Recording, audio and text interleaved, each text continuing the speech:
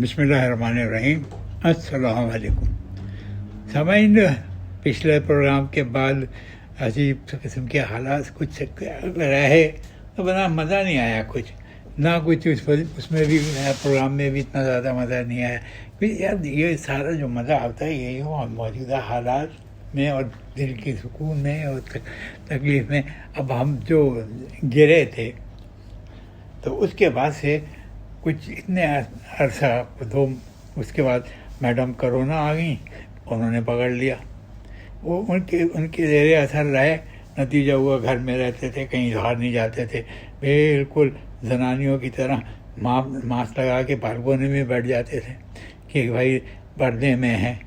और पर्दे में हैं तो हैं, वो लोगों ने कहा भाई आप टेरेस में भी ना बैठें, घर में रहें। हमने कहा जी बहुत बेहतर है, कल से हम घर में रहेंगे, अगर आप कहेंगे तो हम कहीं और चले जाएंगे जिसमें ज़मीन से कोई राब्ता नहीं होगा।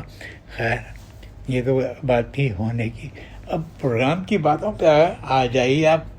प्रोग्राम के बारे में हम कई दफ़ा सोच भी चुके कि भाई इसको किसी तरह से और मज़ीद इम्प्रूव करें, तो भाई आप लोगों की राय और उसके तो हम मोहताज ही रहेंगे, लेकिन कोई ऐसी उम्मीद अफ़ज़ा बात कोई नज़र नहीं आई। वादे हो रहे हैं, हो कुछ नहीं रहा। मैंने खैर वादे की तो हमें फिक्र नहीं, क्योंकि इस कौम को वादे ही करना तो आता है सबसे ज़्यादा। बड़े बड़े वादे, वो ऐसे वादे जिसमें आपको क्या सब्ज़ बाग, अरे साहब वो सब्ज़ बाग दिखाना तो एक मुहावरा है, अब तो बाग ही नहीं है, अगर बाग हैं भी तो बहुत सारे किस्म के हैं।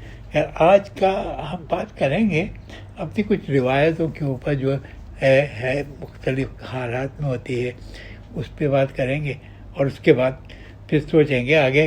कल का अभी तो देर हो गई थी क्योंकि मैं लेट गया था, फिर जो इसको रिकॉर्डिंग में मेरे साथ बेटा आसिफ रहता है वो भी गया हुआ था कहीं, तो हमने गनीमत जाना कि हम लेट गए। उसने कहा जी अब्बा लेटने की कोई ज़रूरत नहीं है, मैं आ गया हूँ और मैं थका हुआ भी नहीं हूँ, मैं अपने काम से गया था, खाना खा लूँ। मैं कहने लगे मैं खाना खा के ही आया हूँ। मैंने कहा तो फिर ठीक है चलो। आज जो है कुछ रिवायतें ऐसी हैं जिनके बारे में सोचना पड़ता है, ये क्यों है और क्या है, उसका क्या असर होगा। अब शादी में एक आखिरी जो मरहला होता है वो होता है रुखसती का। सभी शादी में सबकी रुखसती होती है, लेकिन जब वो रुखसती होती है तो दुल्हन अगर ना रोए तो ऐसा है जैसे कि वो किसी से उसको कोई रग़बत ही नहीं था, घर वालों से बेजार थी, लिहाजा दुल्हन का रोना लाजमी है। और जितने दोस्ती को रोने में लगाएगी, जितने आवाज़ें भी और गले लगेगी, कभी अम्मा के, कभी अब्बा के, कभी बहनों के, हाँ सबसे लग के गले रोएगी, लेकिन भावनाओं से अपनी नहीं मिलती। ये मेरी समझ में नहीं आया, कोई भी दुल्हन मैंने ऐसी नहीं देखी जो बड़े भाई की बीवी भावा से मिल रही हो। ये तो खैर हो गया, इसमें भी कोई फ़लसफ़ा की चीज़ों छोड़ के बता लेंगे। वो रो रही थी बेकाबू के, भैया उसके बहला रहे थे, भाई मत रो मत रो, क्यों रो रही है इतना कि ये है। तो एक बच्चे ने खड़ा हुआ पूछा अब्बा ये बाजी क्यों रो रही हैं।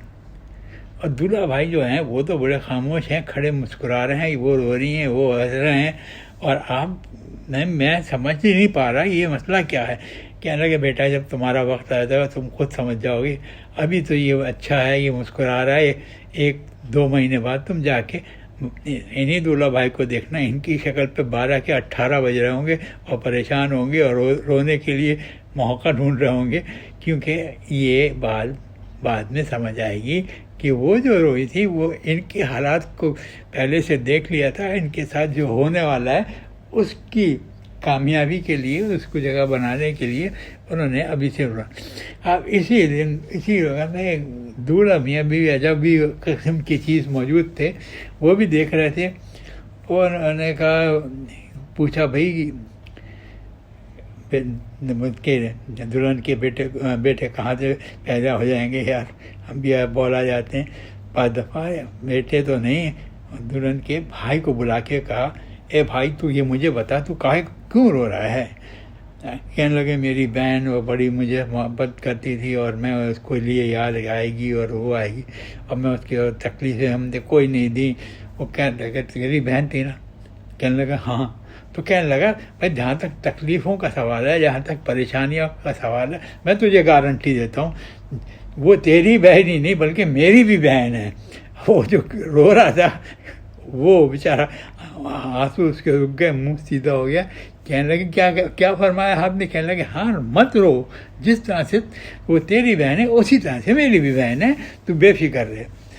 اب یہ روایتوں میں جو عقل مندیاں ہوتی ہیں اور جو باتیں بنتی ہیں ان کا تو جواب ہی نہیں ہوتا.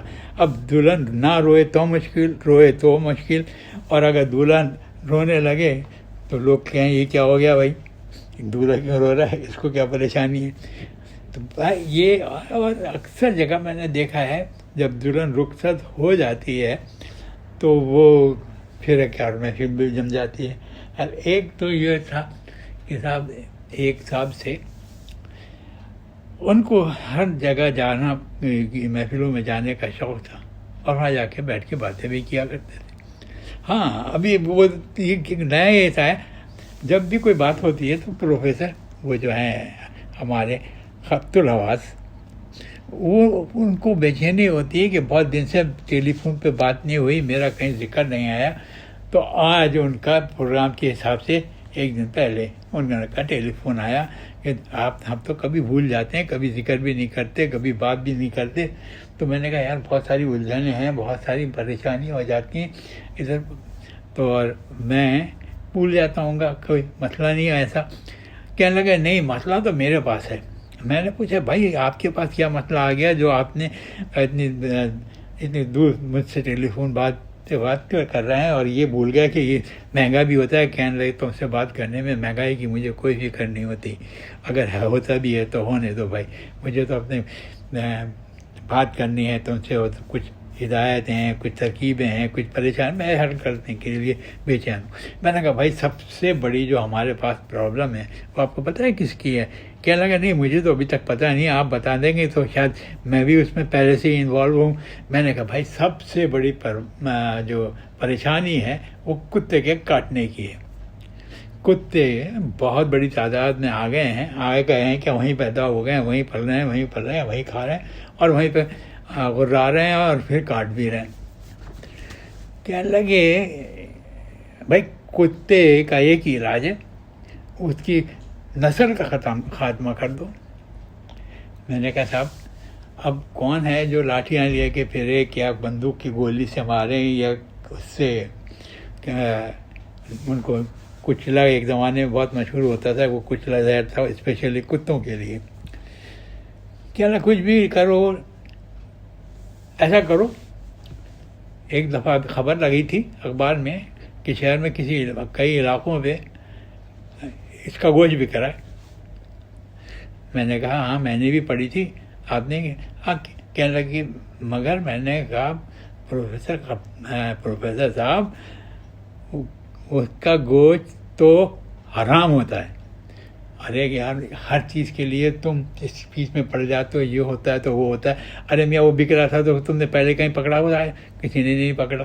اب یہ کہہ رہا ہے بکے گا تو پکڑنے کے لیے کیا اس کو کہو گے حرام ہے حرام ہے. ارے بھائی حلال کر کے کھا لو. میں نے کہا یہ مسئلہ یہ کیا بھائی خدا کے لیے میں نے یہ ان کی پروفیسر صاحب کی ایک بات کا ذکر کر دیا. میرا اس سے کوئی اتنا کرنے کا اور پبلسٹی کرنے کا نہیں ارادہ نہیں. وہ خط الحواسی ہیں، ایک باولہ قسم کی چیز ہیں. تو میں نے ان سے کہہ دیا کہ انہوں نے کہہ دیا کہ وہ حلال کر کے.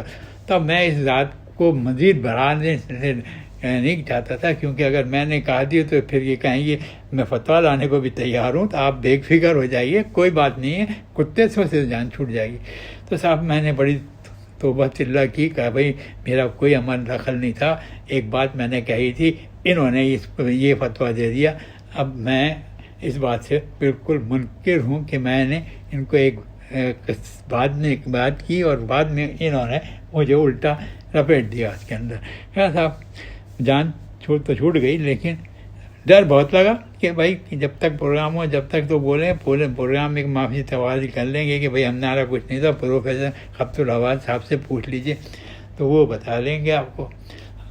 دیکھیے خبط الحواس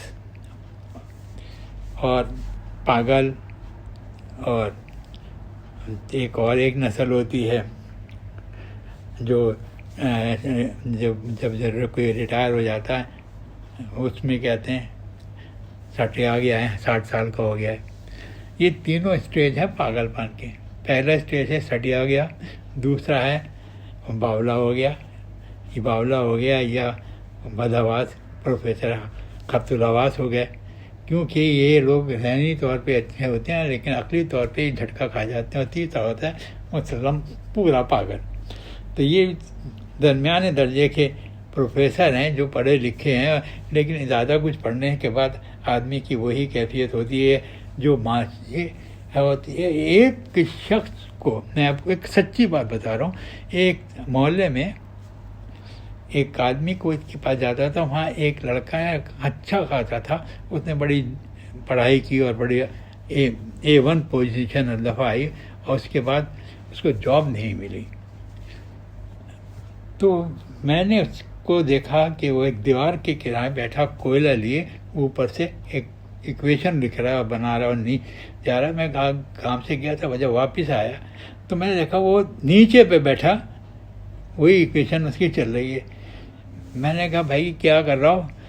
کہنے لگے ایک پرابلم ہے اس کو سالو کر رہا ہوں. اچھا کیا پرابلم ہے بھائی؟ کہنے لگے پڑھا لکھا ہے، سب کچھ ہو، لیکن روزگار نہیں ہے. یہ کہہ رہا ہوں کہ روزگار کیسے ملے، یہ اس کی ایکویشن بنا رہا ہوں، اور اوپر دیوار سے نیچے تک وہ پہنچ گئے تھے وہ ایکویشن بنانے کے چکر. تو یہ بھی اکثر ہوتا ہے کہ لوگ زیادہ پڑھ جاتے ہیں، زیادہ لکھ جاتے ہیں، تو ان کو حیثیت کے مطابق کوئی کام نہیں ملتا، تو پھر وہ خبط الحواس ہو جاتے ہیں.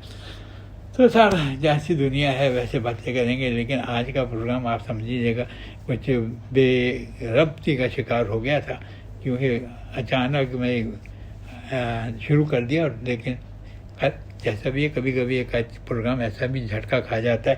اصل میں بات ہوتی ہے یہ کہ اب کچھ یادداشت بھی ذرا سی ڈسٹرب ہو جاتی ہے. اگر بیچ میں سے کوئی جھٹکا لگ جائے، سو گئے یا ہٹ گئے، تو وہ جو پچھلا سوچا تھا سب کچھ، اس کے بعد یہ ہوگا، اس کے بعد اس میں ڈسٹربنس ہو جائے گی. اس کے لیے ایڈوانس میں اگر زیادہ اچھا نہیں ہوا تو ہم اس کو لفٹ کر لیں گے، اس کی بھی کوئی فکر نہیں ہے. ایک پروگرام ایسا بھی ہو جاتا ہے. چلیے اجازت دیجیے، انشاءاللہ اگلی پروگرام میں پھر حاضر خدمت ہوں گے. یہ یقین کے ساتھ اس کی کسر پوری کریں گے.